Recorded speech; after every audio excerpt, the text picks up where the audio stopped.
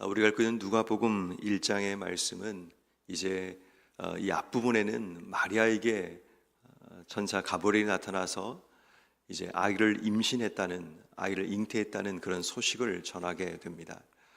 그리고 이제 그 모든 과정을 통해서 이 마리아가 자신이 받아들이는 그런 과정으로 이제 말씀이 끝이 나게 됩니다.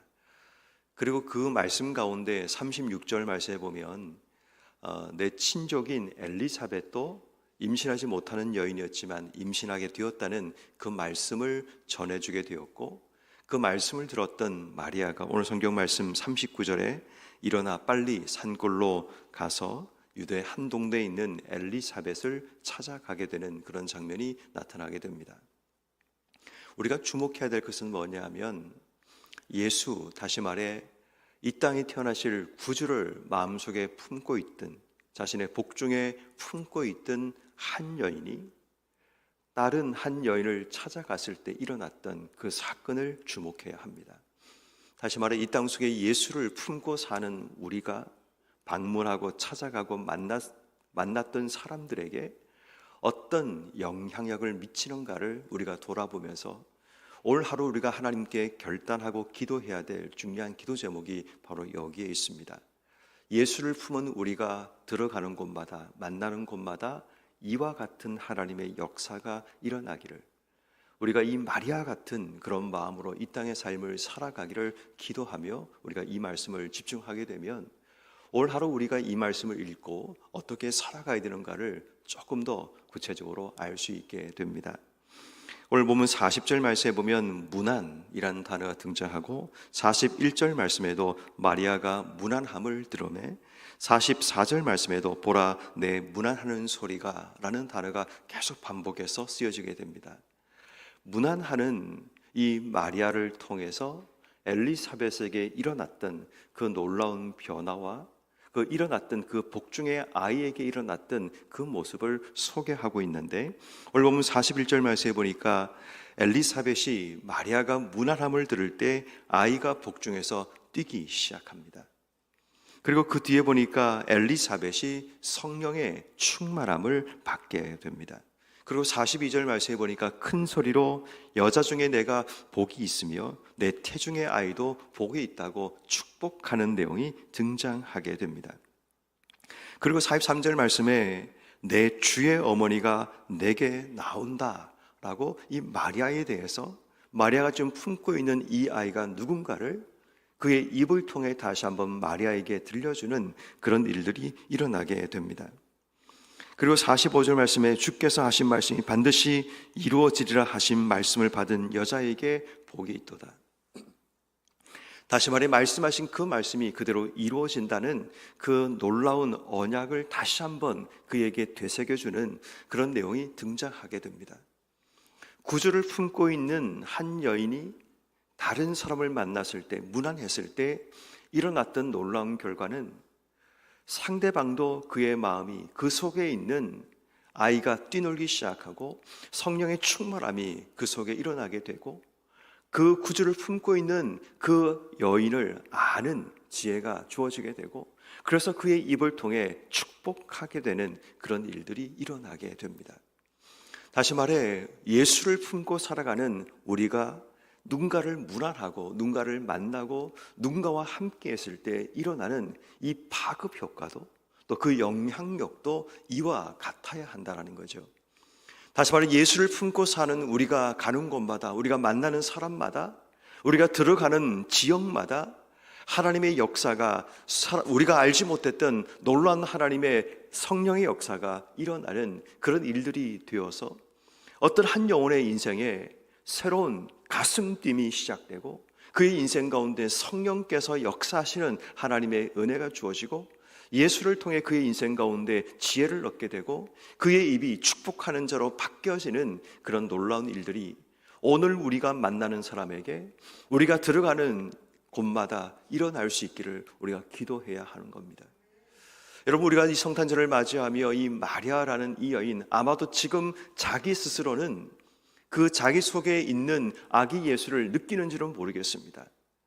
아마도 이 천사의 예언을 듣고 바로 달려갔다면 아마도 이 마리아는 그 복중의 아이의 움직임과 태기를 전혀 느끼지 못할 수도 있습니다.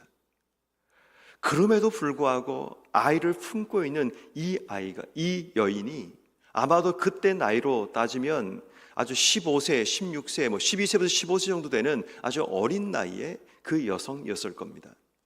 그렇지만 그 여인이 달려갔던 곳마다 이런 역사가 일어난다면 오늘 예수를 품고 사는 우리는 이 땅 속에 어떻게 살아야 되는지를 다시 한번 찾아봐야 합니다. 예전에 제 친구가 국문학과를 다니는 친구였는데 지금은 그 일을 하지 않고 다른 쪽 이제 일을 하고 있는 친구인데, 이 친구가 논문을 쓰면서 무속신앙에 대한 부분을 좀 연구하는 그런 일들을 하게 됩니다. 이 친구는 크리스찬이었는데 그 부분에 좀 관심이 있었는지 무속신앙에 대한 부분을 연구를 하면서 무당들을 찾아가서 질문을 이렇게 했던 이야기를 나중에 친구가 소개해 준 적이 있습니다. 이 친구가 이제 어떤 우리 무당 가운데도 학습무가 있고 또 강신무가 있다고 얘기를 하죠. 강신무는 직접 신이 내린 사람들이고, 학습무는 자신이 주역을 공부하고 학문을 공부해서 나름대로 일정한 지식을 가지게 되었던 사람을 이야기합니다. 그런데 그가 여러 사람들을 만났는데 각자 얘기가 좀 다르긴 한데, 이 친구가 하는 얘기가 특별히 강신무, 신이 내렸다고 얘기하는 그 사람들을 찾아가서 만났을 때 그런 얘기를 한다고 합니다.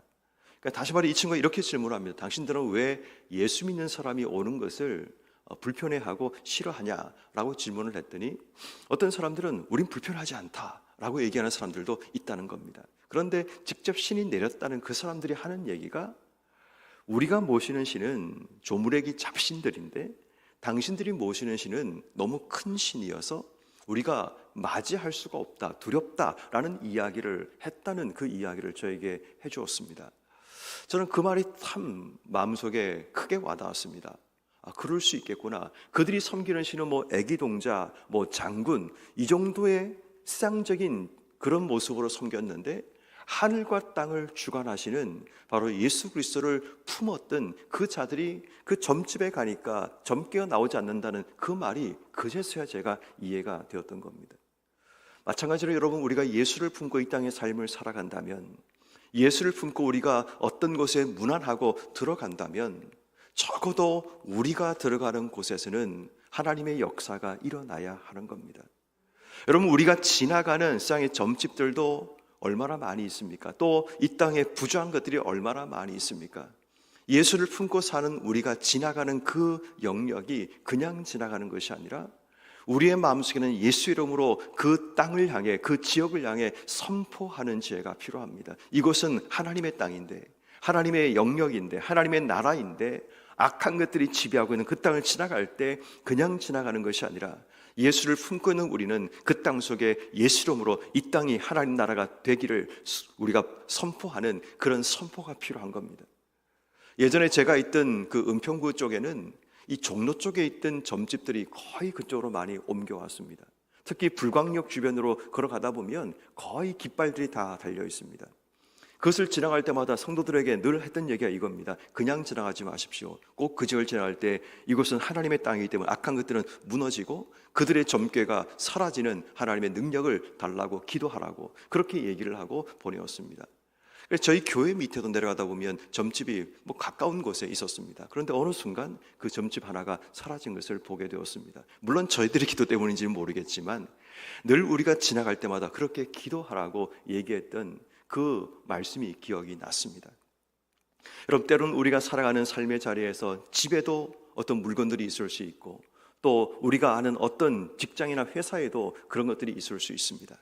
그때마다 우리가 주의 이름으로 선포하는 지혜가 필요합니다. 왜냐하면 우리는 예수를 품고 사는 자들이기 때문입니다.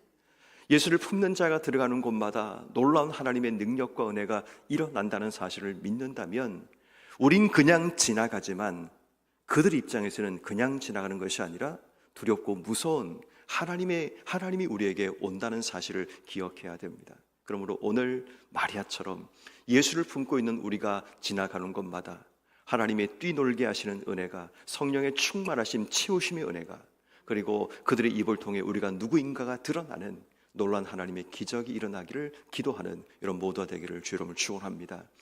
오늘 성경에 말씀에 나오는 엘리사벳은 이 마리아가 자기 집에 들어올 때 그가 느꼈던 그 부분을 고백하며 찬송하게 되는 모습을 보았고, 이제 마리아가 엘리사벳을 만난 이후에 일어나는 찬송이 오늘 보면 46절 이하에 등장합니다. 특별히 47절 말씀에 보면 이 마리아가 이렇게 고백합니다. 내 마음이 하나님 내 구주를 기뻐하였음은 이라고 얘기합니다. 그 전까지 마리아는 받아들이는 정도에 급급했던 사람이었습니다. 받아들일 수 없는 하나님의 계시와 받아들일 수 없는 자기 속에 일어나는 그 일에 대해서 받아들임 정도에 끝났던 이 마리아가 이제는 감정의 변화가 일어납니다. 47절 말씀처럼 내 구주를 기뻐한다라고 고백합니다. 그리고 48절 말씀에 자신에게 일어났던 그 사건이 자신을 돌아보시는 사건, 다시 말해 은혜라고 받기 시작합니다. 그리고 49절 말씀에 보니까 능하신 이가 큰 일을 내게 행하셨다라고 고백합니다.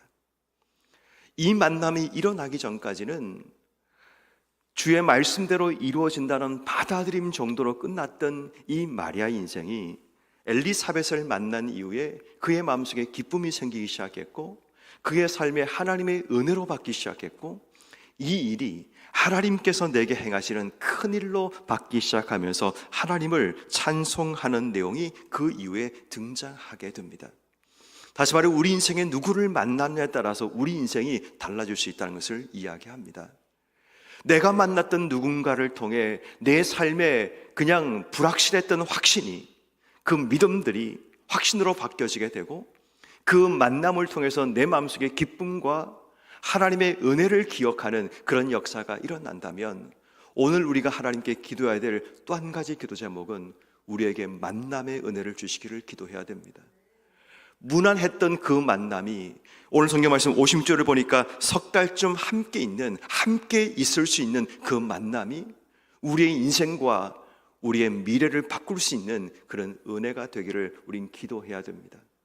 사소하고 작은 만남처럼 보이지만 그 만남 하나가 내게 주신 하나님의 은혜를 확실하게 알게 하고, 그 만남 하나가 내 삶에 불안정했던 감정이 기쁨과 감사로 바뀌게 만들고, 내 삶 속에 일어났던 이 일이 정말 내게 유익한 일인지 알지 못했던 그 삶이 이 만남을 통해서 하나님의 큰 일로 받아들이는 그런 놀라운 변화가 일어난다면 오늘 우리에게도 바로 그러한 만남이 일어나기를 기도해야 합니다.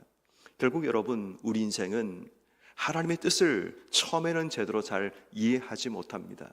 그래서 우리에게는 일단 순종하는 게 필요합니다. 그런데 순종하고 나가다 보면 하나님께서 우리 인생에 주시는 만남, 또 우리를 통해서 주신 수많은 상황을 통해서 그 의미를 명확하게 이해하는 그런 일들이 일어나게 되어서 마리아처럼 기쁨으로, 하나님의 은혜로, 하나님의 큰 일로 받을 수 있는 그런 은혜가 주어지게 되는 겁니다. 그러므로 오늘 이 새벽에 여러분 기도할 때 구주를 품고 있던 마리아처럼 우리도 예수를 품고 사는 자라면 우리가 들어가는 곳마다, 우리가 만나는 곳마다 놀라운 하나님의 역사가 일어나기를 기도해야 합니다.